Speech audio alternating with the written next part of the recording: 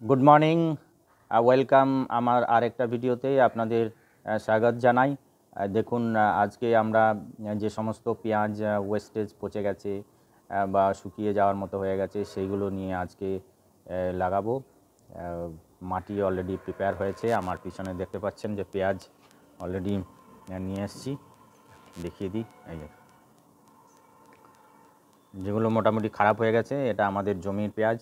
আপনাদের যদি এরকম থাকে আপনারাও লাগাতে পারেন। পেঁয়াজ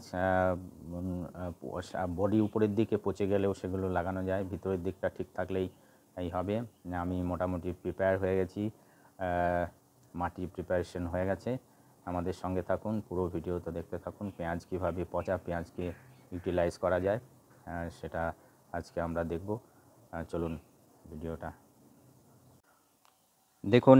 পেঁয়াজ আমার দেখুন পচে গেছে, পেঁয়াজটা এখানে দেখুন পচে গেছে।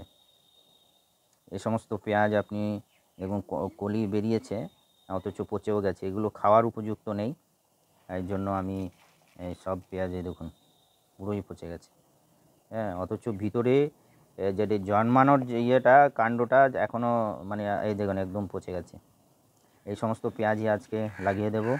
আর কীভাবে লাগানো হবে আর বেডটা কীভাবে প্রিপারেশন হবে সেটা একটু জানিয়ে দিই। দেখুন, এগুলো কিচেন ওয়েস্ট তো আছেই, আরও কিছু কিচেন ওয়েস্ট মিক্স করে দেবো। আমি মাটিটাকে সরিয়ে দিয়ে কিচেন ওয়েস্ট দিয়ে পুরোপুরি ঢেকে দেব।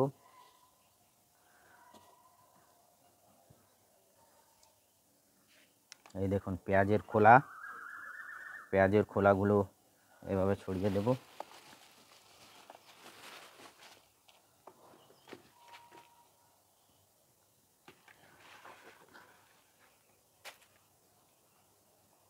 দেখুন কিচেন ওয়েস্ট দিলাম, পেঁয়াজের খোলা, আর এই দেখুন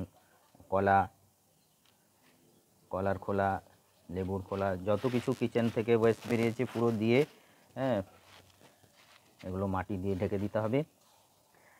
কিচেন ওয়েস্টগুলো ডিকম্পোজ করে দিলেই সব থেকে ভালো হয়।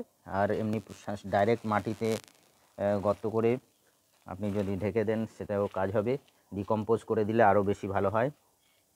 দেখুন সুন্দরভাবে মাটির তৈরি, দেখুন রেডি। এবার আমি পেঁয়াজগুলো একটা একটা করে লাগিয়ে দেব। লাগানোর আগে আমি এই যে প্রসেসটা হচ্ছে, এর মাথাটা মানে পেঁয়াজের উপরের দিকটা একটু কেটে দিলে সুন্দরভাবে বেরিয়ে যাবে। আমি প্রত্যেকটা কাটবো, আপনারা দেখুন কি প্রসেসে, তারপরে লাইন করে সবগুলো লাগিয়ে দেব। যে খারাপ এভাবে আমি পুরো লাইনগুলো করে নিলাম, আর পেঁয়াজের মাথাগুলো কেটে সুন্দরভাবে লাগিয়ে দেব। লাইন করে লাগালে দেখতে ভালো লাগবে। আর যে সমস্ত পচা পেঁয়াজ যেগুলো ইউজ করা যাবে না সেই সমস্তগুলো দিয়েই মাথাগুলো কেটে লাগিয়ে দেব। দেখুন এইভাবে মাথাটা কেটে নিতে হবে, তাহলে কী হবে, পেঁয়াজ যে কলিটা বেরোবে সেটা খুবই সুন্দর আর বেশি আকারের বেরোবে।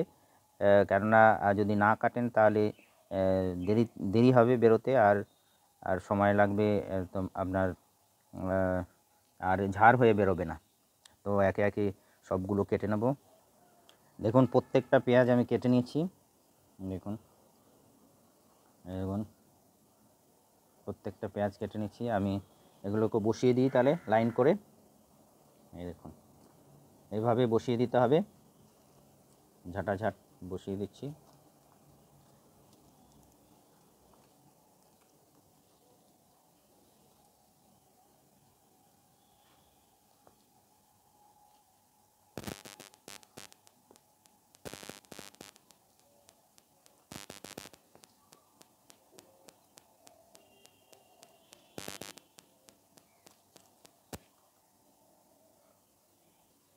দেখুন আমার পুরো পেঁয়াজ বসানো হয়ে গেছে। এরপরে মাটি দিয়ে অল্প অল্প করে ঢেকে দেব। দেখুন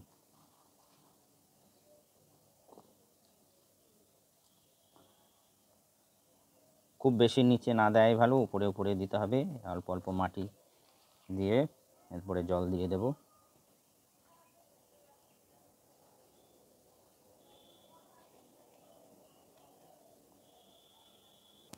এই দেখুন পুরো পেঁয়াজ লাগিয়ে দেওয়া হয়েছে। এরপরে জল ছিটিয়ে দিচ্ছি হালকা হালকা, খুব বেশি নয়, অথচ যেন মাটিগুলো অল্প অল্প ভিজে যায়।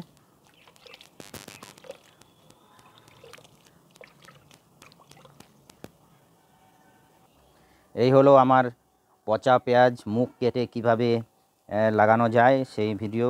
আপনারা, আশা করি আপনাদের ভালো লাগলো। আপনারা চাইলে এভাবেই লাগাতে পারেন। এ পর্যন্ত এই ভিডিও।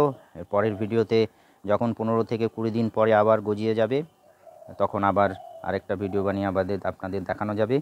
আমাদের চ্যানেলে এভাবেই দেখতে থাকুন, লাইক করুন, শেয়ার করুন অ্যান্ড সাবস্ক্রাইব করুন। পরের ভিডিও আপনার ধনেপাতা কীভাবে লাগানো যায় সেটা দেখানো যাবে, আপনারা অবশ্যই দেখবেন। Thank you very much. Thank you.